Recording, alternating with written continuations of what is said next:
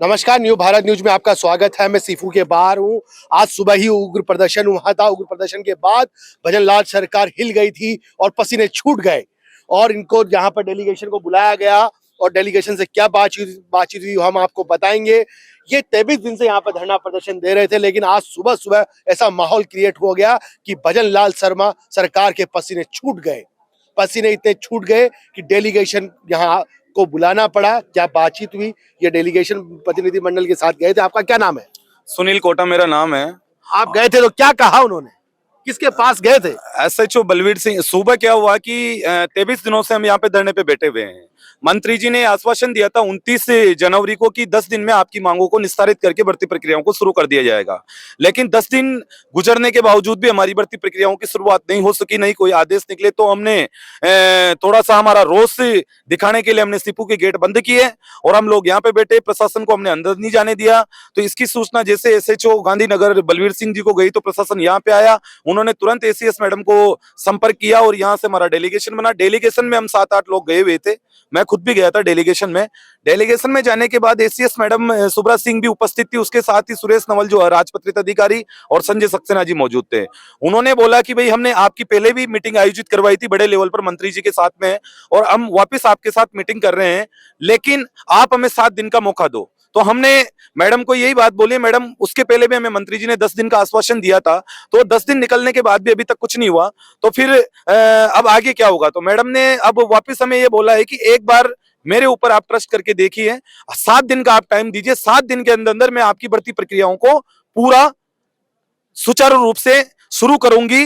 और इसके अलावा ना मैं मैडम से ये भी कहा था, मैडम आप एक प्रेस नोट आप जारी कर दीजिए लिखित में, और यदि जारी नहीं कर सकती तो कुछ लाइन तो हमने धरना संघर्ष समिति के नाम आप लिखिए यहाँ से कि बच्चों में आपके लिए अच्छी कामनाएं करते हैं और आपकी भर्ती को जरूर सुचारू रूप से जारी करेंगे, जल्दी शीघ्र अतिशीघ्र जारी करेंगे। तो मैडम तो क्या है कि पॉजिटिव है हर चीज के लिए। लिखित में दिया है क्या कुछ? लिखित में अभी हमें कुछ भी नहीं दिया है। हम मैडम से मांग कर रहे हैं बार बार में, लेकिन लिखित में नहीं दिया। 31 को जब आप गए थे, इसको भी आपको मौखिक में ओरली सभी कहते हैं कि हम पॉजिटिव करेंगे, पॉजिटिव रहेगा, ये रहेगा। साफ कोई मना नहीं करता। प्रशासनिक अधिकारियों की हमेशा से ये फितरत रही है, ये उनका काम काज करने का स्टाइल रहता है। भले आप रहनुमाओं को देख लीजिए, आप नेता लोगों को देख लीजिए, कभी वो आपको हमेशा पॉजिटिव सकारात्मक रवैया दिखाते हुए नजर आएंगे। लेकिन 23 दिन हो गए हैं, लेकिन अभी तक उन्होंने कुछ एक्शन नहीं लिया है।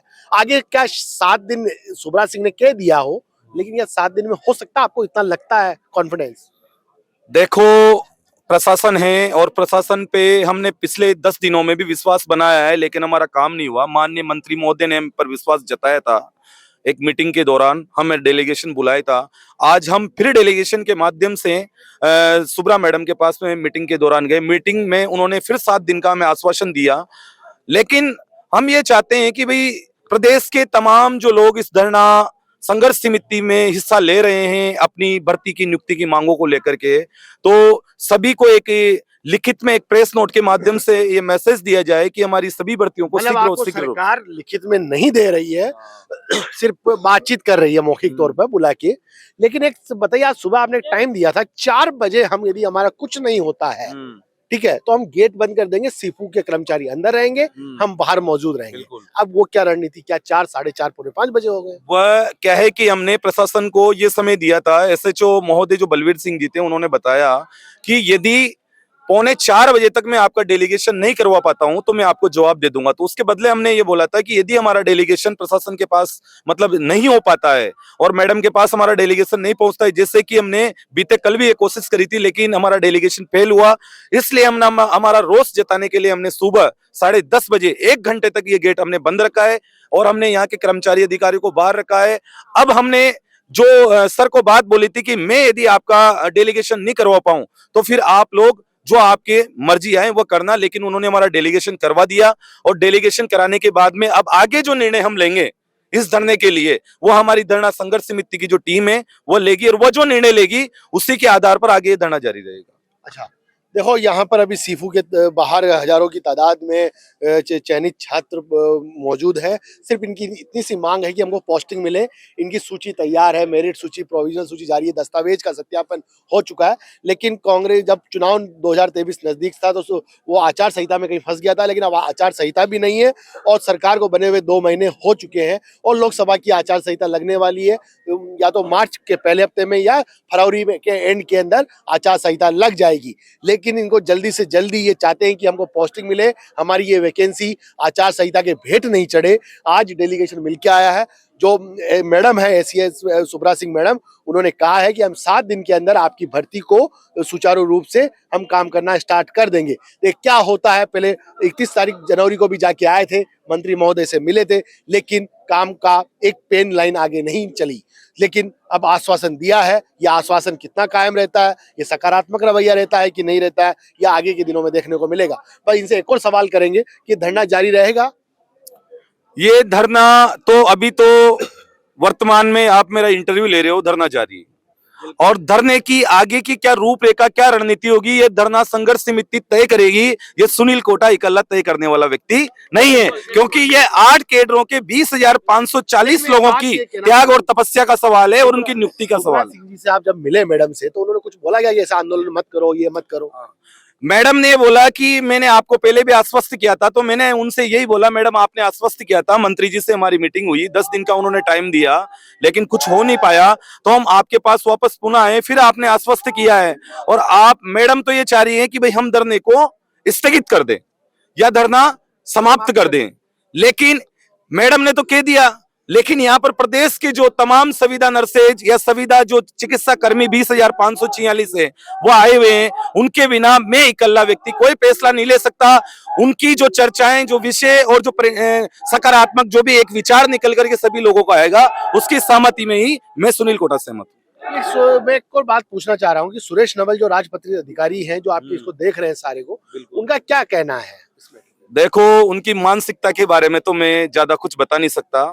मेरे को अभी तक, जब से बीजेपी सरकार बनी है तब से लेके अभी तक, जो मंत्री जी हैं, चिकित्सा मंत्री जी गजेंद्र सिंह खीवसर जी, वो तो बिल्कुल ही मान के चलो कि 100% इस भर्ती के लिए पॉजिटिव है और भर्ती करवाना चाहते हैं। एसीएस मैडम सुब्रा सिंह, वो भी 100% पॉजिटिव है।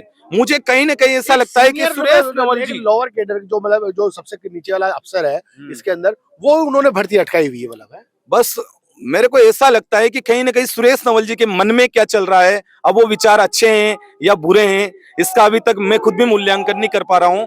लेकिन मुझे आशा और विश्वास है कि यदि उनके हाथों से इस भर्ती को जारी किया गया है, विज्ञप्ति जो जारी की गई है, विज्ञप्ति जारी की गई है, तो मैं चाहता हूं कि उनको भगवान सद्बुद्धि दें और जल्दी से जल्दी इस भर्ती प्रक्रिया को उनके हाथ में एक कलम आए और उसके साइन होए, भर्ती प्रक्रिया स्टार्ट। आज प्रतिनिधि मंडल गया था तो वहां पर मैडम मौजूद थी, सुब्रा सिंह जी, सुरेश नवल जी भी मौजूद थे। उन्होंने कुछ कहा? सुरेश नवल जी ने तो ये बोला कि भाई आपको मंत्री जी ने जब आश्वस्त कर दिया है और आपकी जो सम्मानित जो मैडम है, एक आईएएस है, उसने आपको आश्वस्त कर दिया है, तो फिर आप धरना तोड़ दो। ये उनके शब्द थे। मैंने हालांकि उनको कोई जवाब इसलिए नहीं दिया है क्योंकि मैं उनका भी सम्मान करता हूँ। देखो हम आगे बढ़ते हैं। धरना स्थल पर हजारों मतलब महिलाएं सब यहाँ मौजूद है और आज प्रतिनिधित्व मंडल जाके आया था और ये कहा गया था कि उसके अंदर कि हम 7 दिन के अंदर अंदर इस भर्ती को सुचारू रूप से प्रारंभ कर देंगे। लेकिन अब देखो माजरा क्या होता है, क्या नहीं होता है, ये देखने को मिलेगा। मौसम अनुकूल नहीं है, शाम होते होते शीतलहर चलने लग जाती है। यहाँ पर महिलाएं भी है, नौजवान लड़कियां भी है, बच्चे भी, उनके छोटे छोटे बच्चे हैं। तो आप ये बताइए मुझे तो आप कि अब आगे की रूपरेखा क्या है? आगे की रूपरेखा ये है कि जब तक हमारे को प्रशासन से कोई उम्मीद नहीं जगती है तब तक ये धरना जारी रहेगा। चाहे शीतलहर हो, चाहे गर्मी हो, सर्दी हो, कितना भी, हम यहाँ पे डटे हुए हैं। जब तक हमारे को मावट हो रही थी तब भी डटे हुए थे आप सब? हम डटे हुए हैं। जब तक हमारा निस्तारण नहीं हो जाएगा तब तक हम डटे हुए हैं यहाँ पे। और ये अब आर पार की लड़ाई है।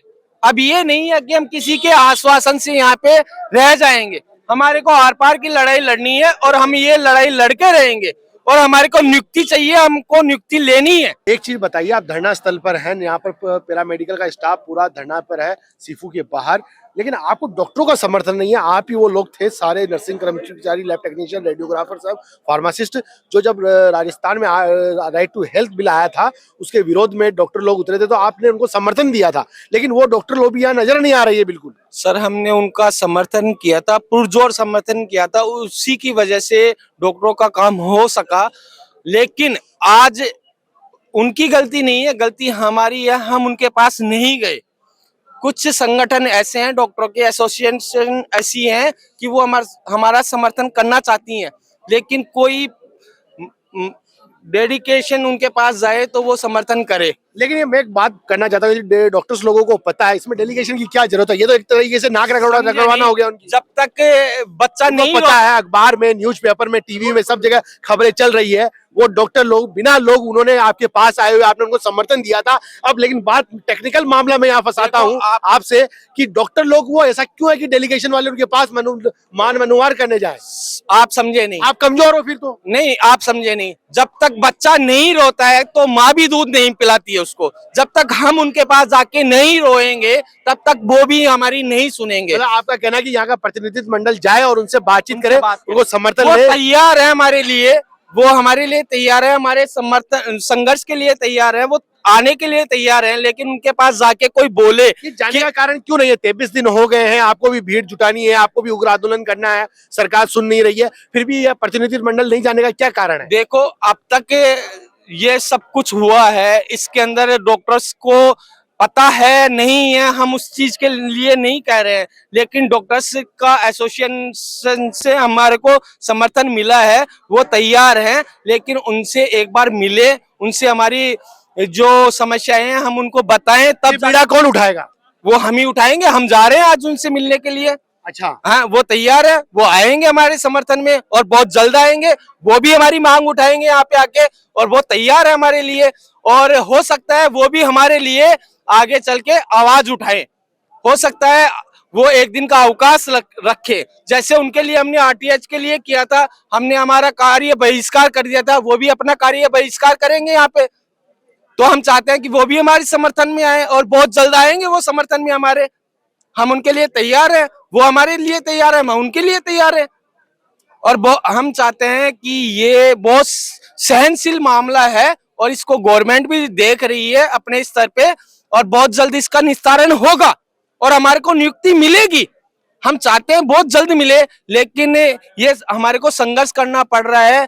नई गवर्नमेंट आई है, पुरानी गवर्नमेंट गई है, उनको पता नहीं है, वो सब कुछ चीज सोच रहे हैं, लेकिन कहीं ना कहीं पेच फंस रहा है जो हमारे मतलब प्रशासनिक अधिकारियों की और मंत्रियों के बीच में।